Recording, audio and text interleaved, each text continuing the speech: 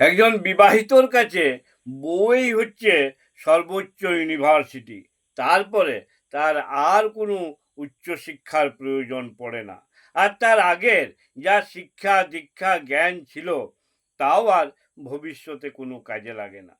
তাই যদি কোনো বিবাহিত ব্যক্তি আপনাকে বলে, ঠিক আছে, আমি ভাবনা চিন্তা করে কালকে জানাবো, তাহলে আপনাকে বুঝতে হবে সে তার বউয়ের কাছে জিজ্ঞাসা করিয়ে এসে আপনাকে জানাবে যে কি করতে হবে না করতে হবে।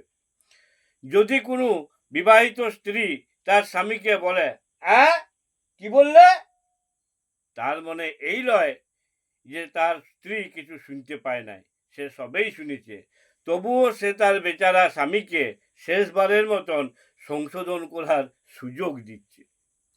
বউ হচ্ছে সেই বিরল প্রজাতির জীব যে আপনার ভালো থাকার জন্যে শিবের মাথায় জল ঢালবে, মঙ্গলচণ্ডীর পূজা করবে, বিপত্তারিণীর তাগা বাঁধবে এবং বিভিন্ন পাড়া পার্বণে আপনার ভালো থাকার জন্যে নিজেকে কষ্ট দিয়ে উপবাসে থাকবে।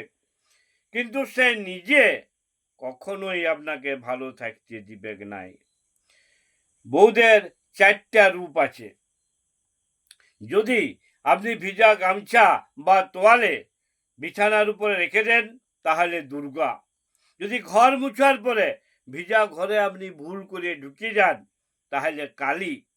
আর যদি বাপের ঘরের কারু নিন্দা করেন তাহলে রণরঙ্গিনী চণ্ডী।